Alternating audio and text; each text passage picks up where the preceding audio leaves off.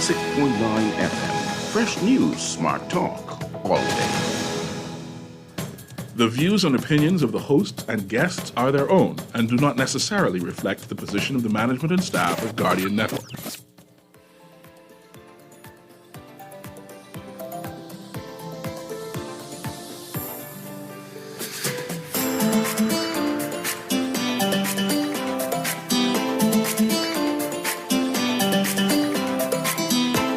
Hello and a pleasant good morning. I see my producer just turn on the mic right on me, and normally I wave to him and he say, "Yeah, you go." Right?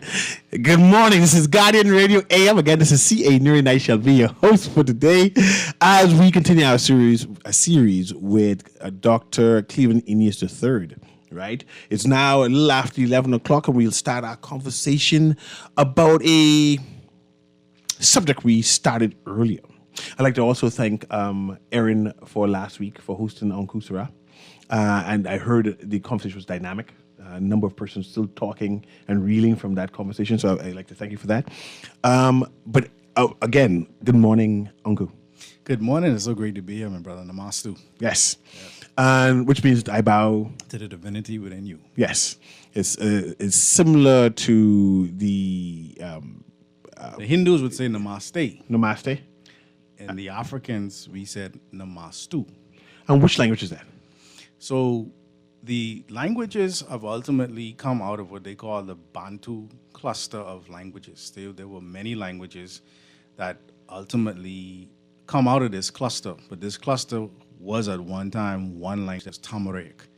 And so within that language, we always understood that each of us has specific principles, strengths, if you will, that we get from the Most High. And so when I see a Sisu Nuri, Namastu doesn't just mean, oh yeah, I'm bowing to this person. I understand that there's a divinity in you that you are seeking for, that you ultimately are striving to be at one with. And so every time I acknowledge that in you and you acknowledge it in me, we keep ourselves centered on the fact that we're reaching for this divinity within us. In scriptures today, they would say the Messiah originally taught the kingdom of heaven is at hand. This kingdom of heaven that is within us is something that we are ultimately striving to be at one with so that we can reach our fullest potential. So is it similar to the Yiddish language of shalom? So shalom would be peace. What about the Arabic language of assalamu alaikum? Again, this idea of I greet you in peace. This idea of hotep, again, from we call the hieroglyphic language, because there was a time where these languages were coming out of a place called the Band of Peace, or this is where we all met to ultimately benefit from the peace. What do I mean by that? You cannot build pyramids and you cannot reach the higher sciences if you are constantly trying to survive, trying to find shelter for the night, trying to find food every day. In order for us to be able to do what we did, we had a plethora of food, we had shelter, we had clothing, and we had our universities, which allowed for us to actually explore these things. We had peace. And so this peace moved through the various religions, moved through the various cultures in the languages. And this is why the study of languages is so important, because it gives us the ability to see how we are connected and how we use certain words in certain instances to be able to appreciate how we as a people ultimately would have come from this or in sub-Saharan West Africa, the Niger River Valley. All right, we within the Holy Coptic Church understand that Egypt, or what they're calling Egypt, which was originally Kemet, these were our children. We built cities and civilization, if they want to call it culture, in West Africa before we got to East Africa, which is something we could discuss one day. But ultimately, the shalom, the assalamu alaikum, hotep, right? These words represented and still today represent this idea of having balancement. And once we have this balancement, then the spirit of the Most High, which we know is, or the will of the Most High, which we know as Hu He. This word Hu He later on becomes Yahweh in the Hebrew. But it demands that any space that it moves in have this balance, this peace. Okay. Yeah. So we move on to our topic for today, which is going to be magic. Does magic exist? Is there such a thing as church magic? Is the equal working the same? Do they come from the same source? Is all things like magical and magical in existence comes from God? God being the creator, or the Most High being the creator of all things. Is magic evil inherently, or it can be corrupted? And I ask that because we have churches who do church magic, right? They are able to heal the sick by praying. They are able to speak in different languages. I mean, nowadays, there are a number of people who question the language they speak because it seems to be scripted, right? No one can interpret what they're saying. It doesn't seem to be genuine. It seems as if that they can call it at will. They don't go through any type of transformation to be inflamed. That it's just like it's a casual conversation thing. But we know of healing pillows, pillows. We know about healing water, healing oil, what can cure you from various ailments. We know about, I think it's called alabaster, boxes, scarves, that you put on the scarf and you feel healed. Right. We know that talismans like crosses, talismans like rosary, I think, what do they call that? Chakra stones. I'm not sure if people would know what a chakra is. These beaded things that you put on. I've heard people speak about beads that people wear now, coming from some kind of underwater kingdom. Right? And this underwater kingdom blessed these particular beads, and now we use them as fashion, not knowing that these decorations that we have around our neck, our wrists, our ankles, has some kind of mystic powers. I would like to know if magic exists. Is Obia exists? Voodoo exists? I know some type of magic too. Various African clans have some type of magic. We know that Asians have some type of magic. I mean, of course, we hear often about what those people in Europe call, besides gypsies and the people who by the Stonehenge. I forget their names again. The Druids yes. have magic. So and Indians, Native Americans have magic. So all races on this earth, even the Australian Aborigines, cite that they practice and do magic. Right. Does magic exist? So, again, thank you for having me on the show. My name is Pastor Dr. Cleveland W. Enius III, also known as Kahun Ankusa Ra. I am the head priest of the Holy Coptic Church of the Black Messiah here in Nassau, Bahamas, and we are under the auspices of the Holy Coptic Church International, led by our Coptic Pope, Basesh Harohotep Tar. One of the things that I want to always be clear about as we introduce a word, magic, today would be that word, is we want to look at what this word actually means etymologically. So etymology speaks to the root of the word, right? And this word magic, it can be a noun. Of course, a noun is a person, place, or thing, or it can be an adjective. So the word magic is the art of influencing or predicting events and producing marvels using hidden natural forces. Also, supernatural art, especially the art of controlling the actions of spiritual or superhuman beings. They say it's from the old French, magique. this magical from the late Latin, magis, the sorcery, magic, from the Greek, magik, presumably, they say with techne, art, the feminine of magikos, magical, from magos, one of the members of the learned and priestly class. So you originally had a group, they call them the three wise men in the Bible as it's held today. These magi, these alchemists, who had a relationship and an understanding with nature, and this ability to ultimately use nature in a way that was unknown to the unlearned. So today we would call it, some refer to as alchemy. Today would be referred to as chemistry, and the word chem is the word black.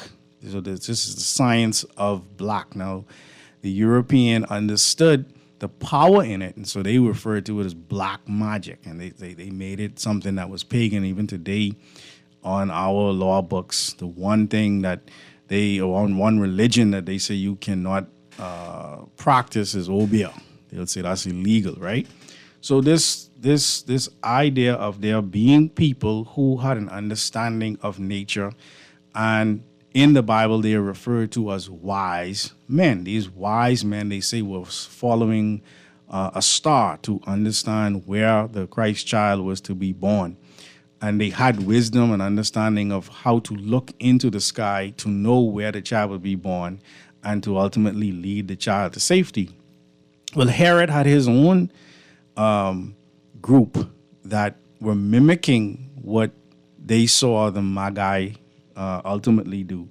And so these group of people were using a form of what today we could refer to as sleight of hand, or this idea of playing on people's ignorance, right? This is a big part of what magic today has become, all right?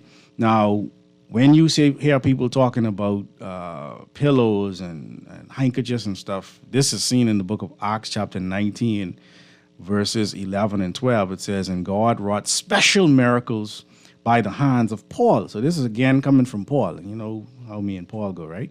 So Acts 19, verse 12, so that from his body were brought unto the sick handkerchiefs or aprons, and the diseases departed from them, and the evil spirits went out of them. So this is Paul now. They didn't say this came from Jesus. They didn't say this came from God. They say this came from Paul. You understand? And so this is the actual blueprint that many churches are using today, whereby they have whatever handkerchief, water, etc., that they're using to say is healing people. Now, of course, we know about the placebo effect. We know that within even the pharmaceutical industry, they understand if I give people a pill and they feel like it's going to cure them, it can cure them. If a person's body and just close it back up and told them they had surgery, they can actually heal. This has been done. It's called the placebo effect, right? But ultimately, it boils down to what we spoke about a few weeks ago, that this serpent, this devil, this Lucifer who came to earth, in order for him to deceive the entire world, he would not come and present himself as God. I mean, as the devil. He would actually present himself as God, which we saw in the book of 2 Corinthians chapter 11, verses 13 to 15, where it talks about Satan being this angel of light and his messengers ultimately in the pulpits. So you have a reality where the Messiah in Matthew 24 is warning his disciples. He's saying, beware, let no man deceive you. Don't allow people to come in my name saying that I am Christ and deceive you. This is Matthew 24, verse 5. And deceive you using what Paul did here. So the long and short of it, you're saying that magic does exist. So we didn't science. You understand? No, science I understand. That's operating and using. But if you don't understand liquid and whatever. Yeah, but if you don't understand the science, then your mind can perceive it as magic. I got an obey trick. I could turn drink from blue to purple. That's science, man. I could It's Obey. It's Obey. You don't know how I do it. Do you know how I do it? You mixing colors and thing. No. Well, how you doing? It's Obey. I can't tell you. You can't tell me. See? But I could turn I could turn a blue drink into a purple drink into a pink drink. Right. You don't know how I do it. That's It's dying magic. thing, man. There's no dye involved. No natural unnatural additives. I gotta see you do that, Aaron.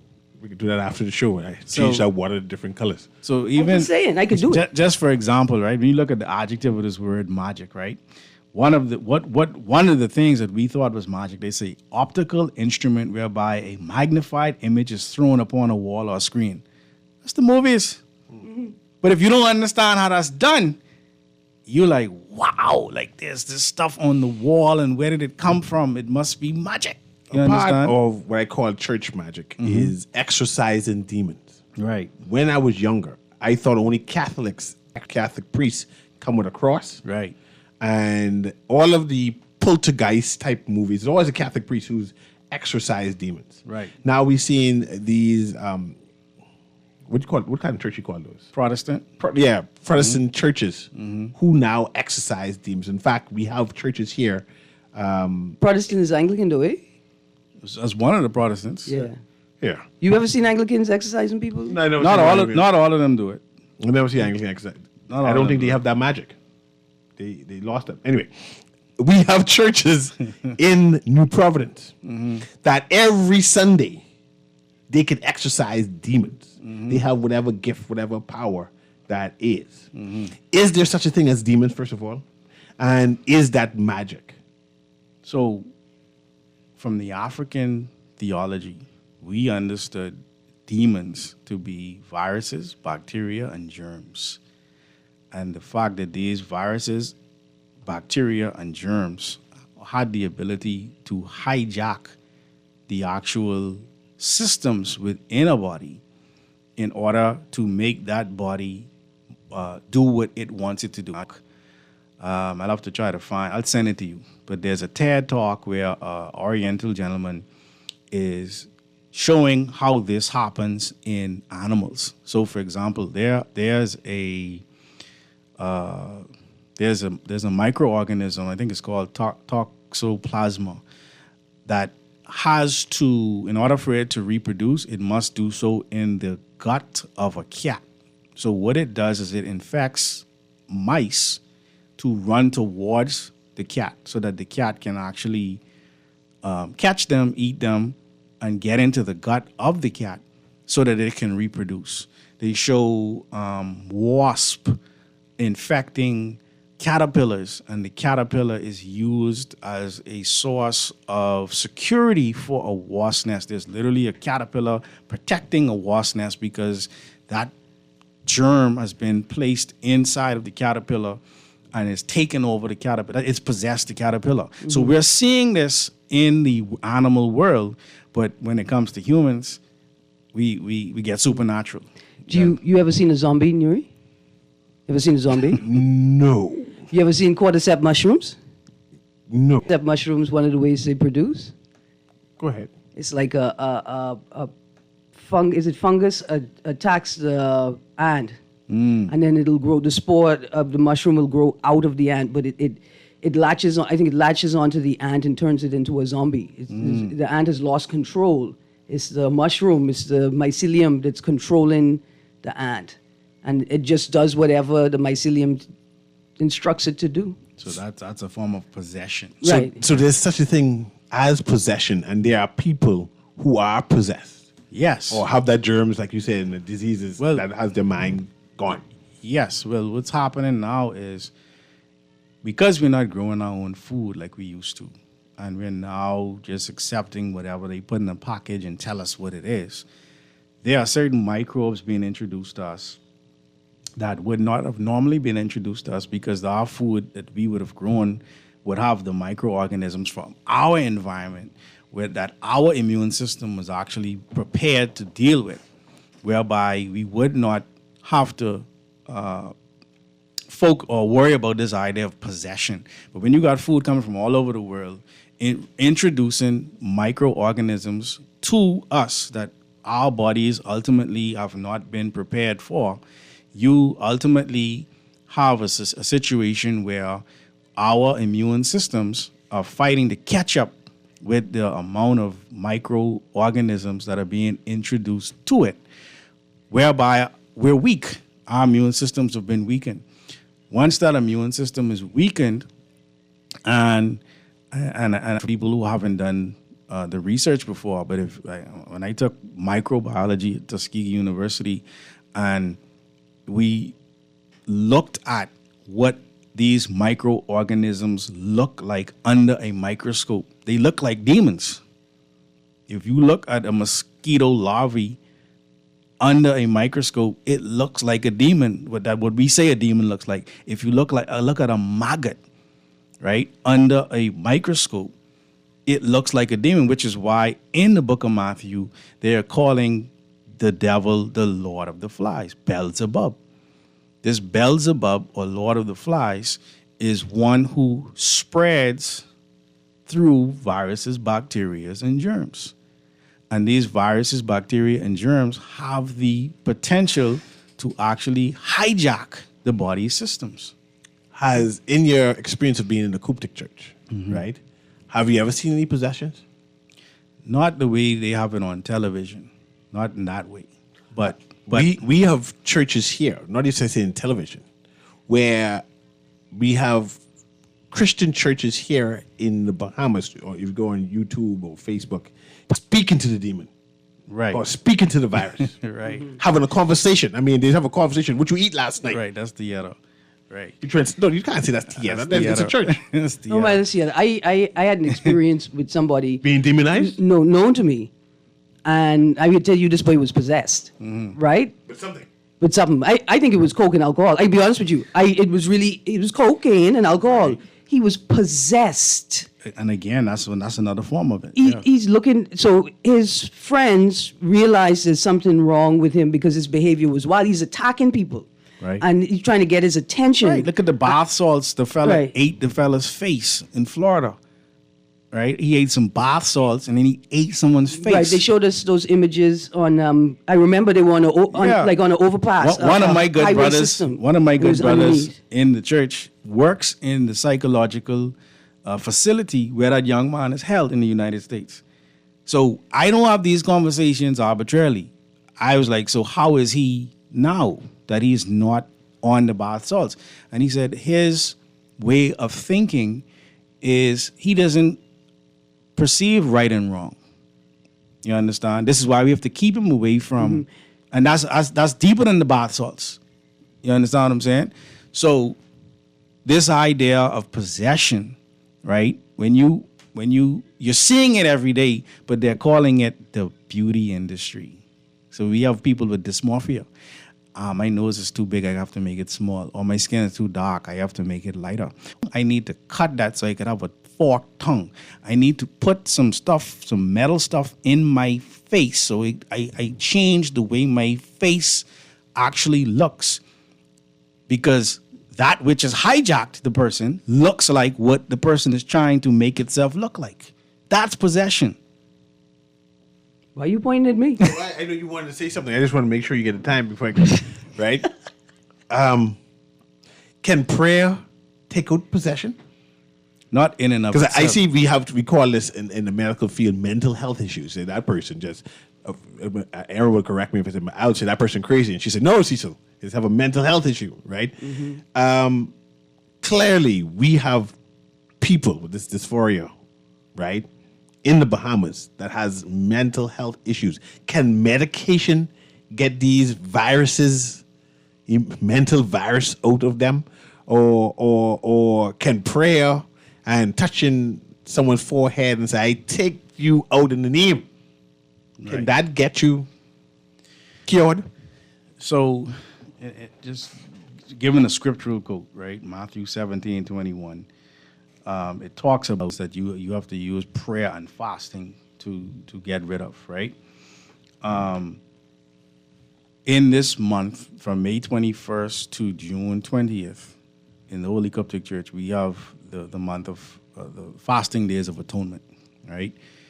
We understand that each of us is responsible for exercising our demons, Okay?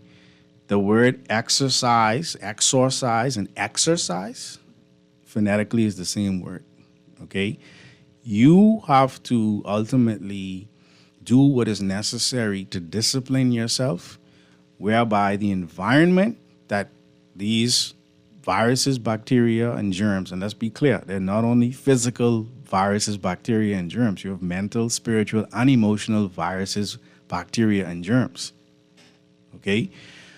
The prayer is what invokes that which is in you to strengthen you to do what is necessary to discipline yourself to allow for the conditions that are necessary for that virus, bacteria, and germ to no longer exist.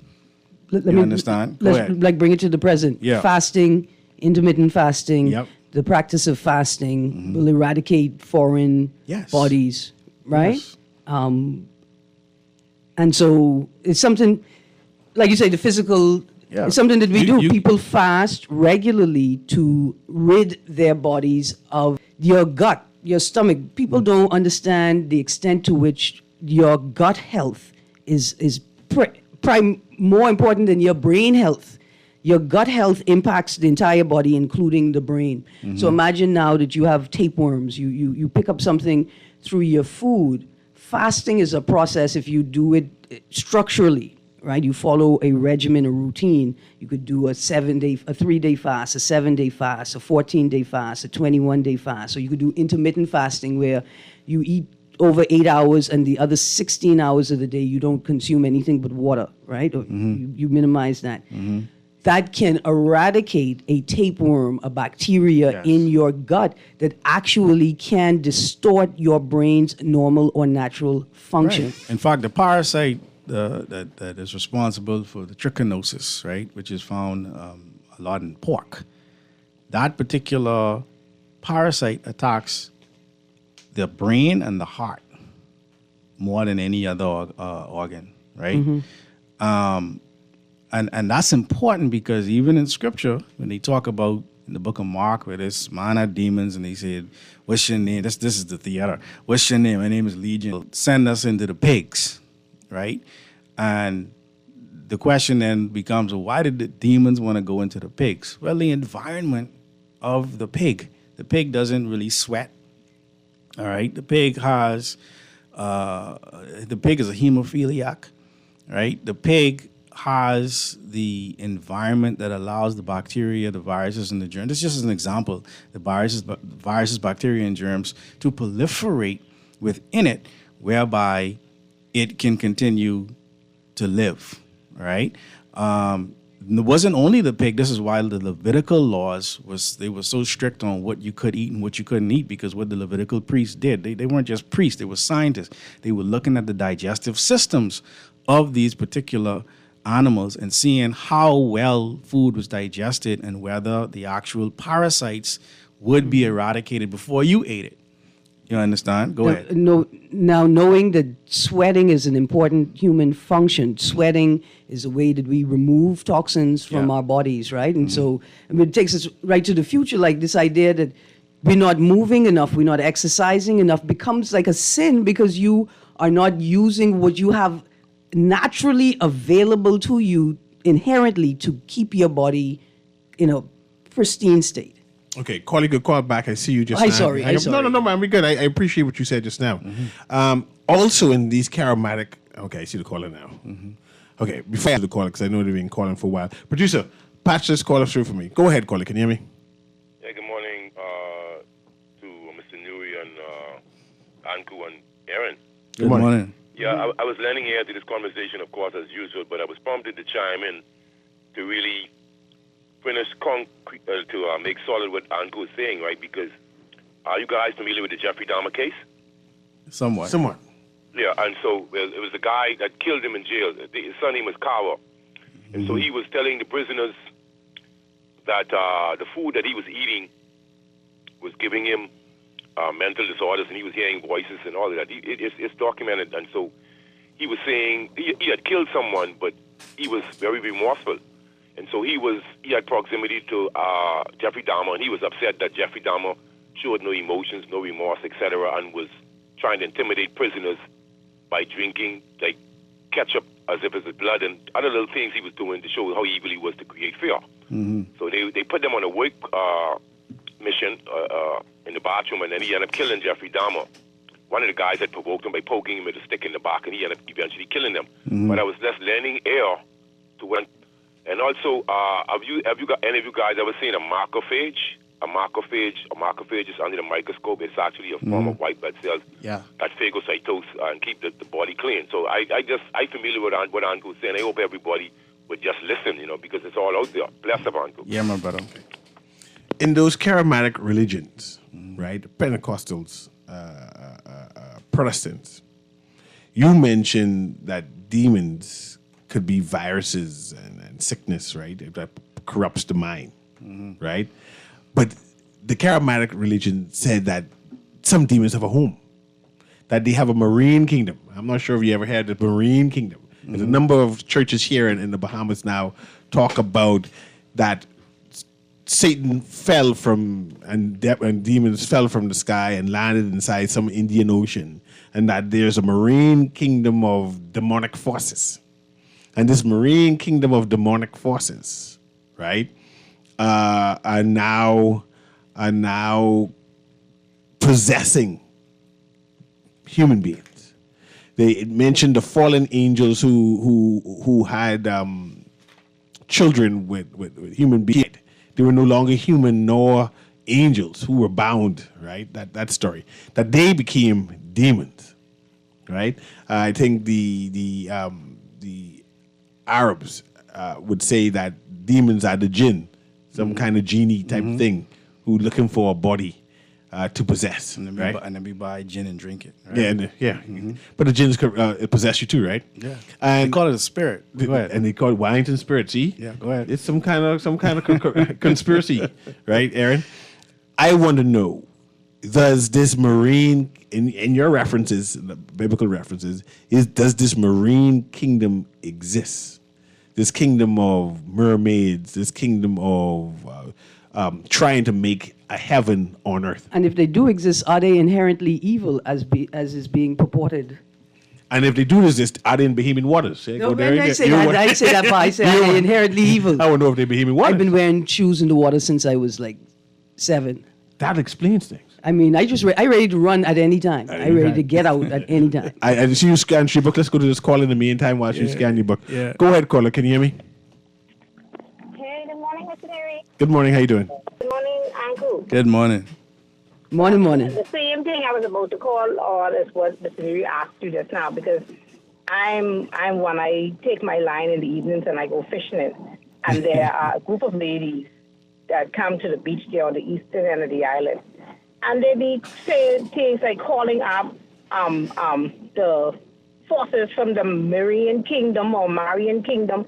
And it scared me. One time I thought they was trying to run my fish or something. Right. So, yes, I'll hang up and listen to hear what you have to say about that, to see if any, and like Mr. New say, is it here in our waters? Let me know how scared I need to be. Thank you. Yes, because I don't go fishing for the same thing, because they saying there's spiritual beings inside the water. Right. All right. And it's proliferating. It's going through a number of our charismatic religions now, where a number of Bahamians wholeheartedly believe this is true. I want to know, have you come across it? It's church? in your Bible. It's this. You gotta read it to me. You gotta just say it's in the Bible. No, and I will. Right. The war. There's a war in heaven. Right. And what are they referring to the devil as? A serpent, a reptile. Okay, this reptile, this devil, is cast out of the heavens, and they're saying, woe unto the sea. So let's go to Revelation chapter 12, right? And it talks about this war in heaven, right? And it says, and the great dragon was cast out. This is Revelation chapter 12, verse 9. That old serpent is a reptile, called the devil and Satan, which deceiveth the whole world. He was cast out into the earth, and his angels were cast out with him. And I heard a loud voice saying, verse 10 of Revelation 12, I heard a loud voice in heaven saying, now is come salvation and strength and the kingdom of God and the power of Christ. For the accuser of our brethren is cast down, which accuses them before our God day and night. All right. Then it goes on, just for the sake of time, just moving forward. Verse 12. Therefore, rejoice, ye heavens, and ye that dwell in them. Woe to the inhabitants of the earth and the sea. So they're making a distinction between those that would be on the land and those that would be in the sea. It says, for the devil is come down unto you having great wrath, because he knoweth that he hath but a short time. An actual group of beings that want to be in an environment like Earth, because Earth is a water planet. Earth is roughly 70 to 80% water, depending on who you ask. And of course, the polar caps are melting, so that number is increasing, right? There's more information about outer space than there is about the depths of the ocean, right? I left school today, and at the primary school, they were studying the Mariana Trench, right? And they were learning about this deep part of the ocean, right off of New Providence and off of Andros. You have the tongue of the ocean, right?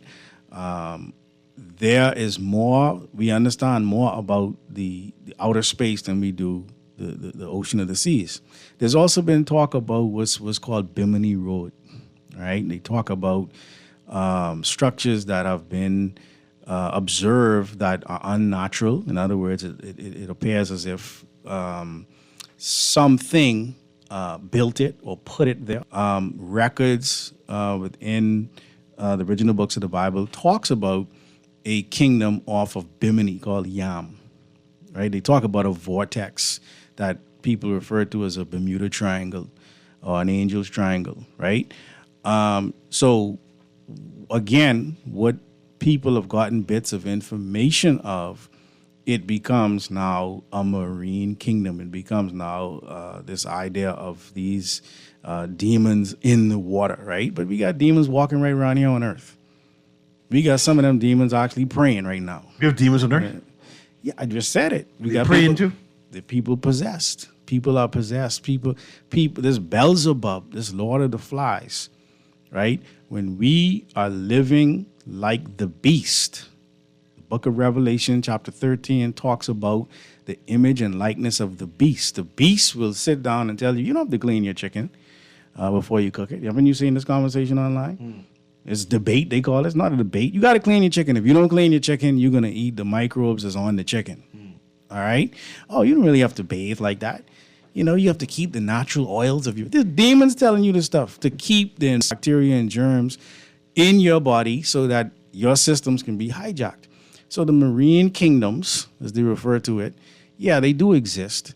But again, the supernatural explanation of it, you know, is theater. But are there actual reptile beings that are in the oceans? Yes, there are reptile beings in the ocean. There are reptile beings on land too. Snake can swim? Yeah. You ever seen? We got I see lizards. snakes swim. We got lizards and iguanas walking on land. So, but then you have a humanoid reptile. This is the one that uses the reptile part of the brain more than the other parts of the brain. I noticed y'all asked the producers to play the music right when I was about to ask y'all if there's any reference to mermaids and mermen inside We could talk about that. the Bible. Oh, okay. When we come back, we can talk about mermaids and mermen and whether they are attractive and sing songs. No, I didn't say all of You don't that. I wanna say just that? asked if they exist. I didn't. Whether they work for I Disney don't know or if Yeah, they're for attractive Disney. or anything. Yeah, because I could marry a mermaid. No, you married already. You can't. I can't marry no mermaid no, No, more. trust me. No? No. Anyway, guys, Radio AM, we'll be right back to talk about mermaids.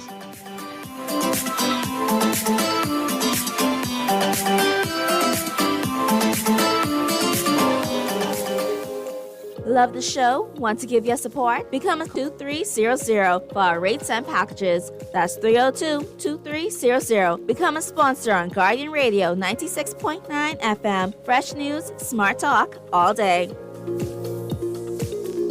The Grand Bahama News is available every Tuesday in the Nassau Guardian. You can buy your local paper at Freeport convenience stores, Western Bakery, De Gregory's Fine Foods, and Bellevue Gifts. Now is the time to reach your Grand Bahama market with affordable packages, including print and digital. Call GB News sales representative Kavandre at 822-6717 or message him on WhatsApp for ad rates. Classified ads are now available every Tuesday as well. Keep up with everything Grand Bahamian every Tuesday in the Nassau Guardian.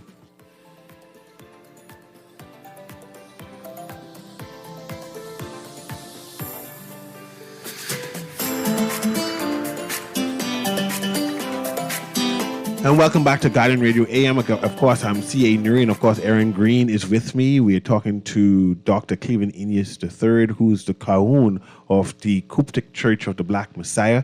And we have a range of subjects. Earlier, Aaron was asking about mermaids. But before we go back to mermaids, because we're going to talk about mermaids through mermaid, different culture, talk about this mommy water all the time, right? Straight around the world, they talk about this fish people. But I want to know, does witchcraft exist, and how do I identify witchcraft? And I ask that question because Bahamians in general and broad across the broad believe that witchcraft is a thing, that there are people out here in the Bahamas doing witchcraft. You can't be eating from people, you can't be picking up strange pennies from people, right? Yeah, you see people, you can't even get people pray for you. They touch you on your forehead and you just change, right? There are Bahamians who are terrified of witches and witchcraft. Does witchcraft exist? So the idea of witchcraft, again, looking at the word, this is again another form of demonizing women, right? This idea that there's a female magician, a sorceress, a woman who's supposed to have dealings with the devil or evil spirits, and to be able by their cooperation to perform supernatural acts. So this is the word witch, a necromancer, someone who wakes the dead, right? What I don't want to say is that the word Wicca, right? If you have WICCA. Yeah, this word Wicca, right? Furniture, right? WICKER. Right. Yeah. The way that the Wicca furniture is created is they twist wood, they bend. They get it to bend in ways that would normally wouldn't bend. So the idea of Wicca or those who perform this act of twisting really speaks to those who twist the truth, right? These people who take liberties and create Bibles, versions of the Bible, create systems that ultimately are not beneficial to people who are surviving off of reality, right? If I could take the plural form of the Elohim or the natural Elohim, and I can make it singular and say God, that's a form of witchcraft. I've twisted the truth. You understand? I've taken the actual meaning of the word, and I've actually made generations of people believe that this is not a plural word. I'm just using this as an example. Generations of people make them believe that this plural word is actually singular, and then I introduce, because this word heaven, if you go to the book of Acts chapter 19, verse 35, it talks about this image of heaven that fell down. This word heaven is the word Zeus. And if you look up Zeus, you see Zeus as this white male sitting on a throne or having this stature that they ultimately attribute to God. Mm-hmm. So all of this is a form of witchcraft. You understand?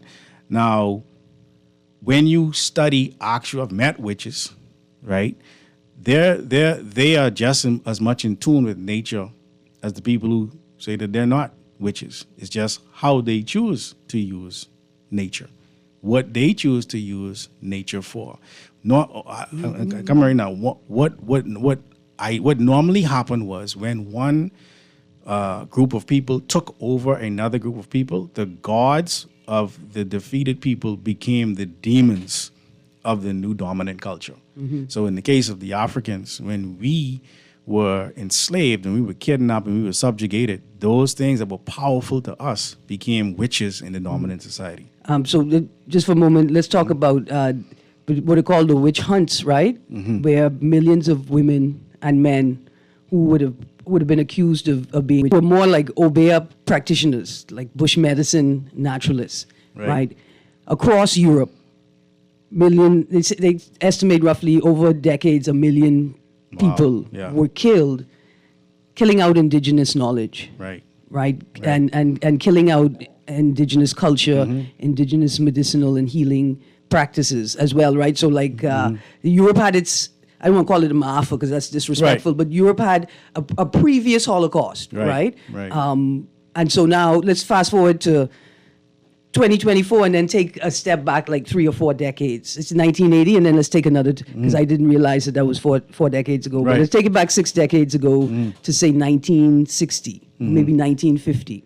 The woman who knew that, or who knows that thyme, would we cook with, thyme officinalis, the thyme that you could grow as a bush in your yard and it'll repel mosquitoes. Another form of obeah, you know, they'll repel bugs from your yard.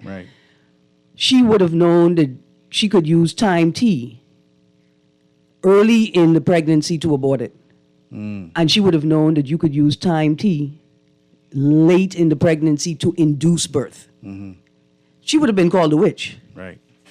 And this is what Christian or the monotheistic organizations, what they did in order to get the indigenous people to ultimately depend on them, is they had to demonize the herbalists. They had to demonize the people who were rooted in nature, but ultimately would not allow for the dominant culture to be able to control the resources of those people. Let me quickly go to this caller because I want to know if pastors, Christian people could be witches. But go ahead, caller. Can you hear me?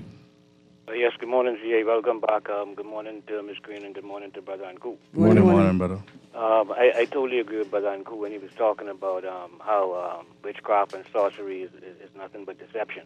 You know what I mean? I mean, you got to understand the whole Bible is based on telling us that Satan is the father of all lies. You know what I mean? So I mean, that's a very important point. But what I wanted to say when Brother Anku was talking about the wise man and the star and following stuff like that, and how I used to talk about in certain programs the importance of constellations and when we were born, etc., and how CA was talking about the water kingdom. I mean, I was wondering, could the references to the water kingdom be related to Pisces and Aquarius? I mean, because remember now, Jesus is the man who's the fish.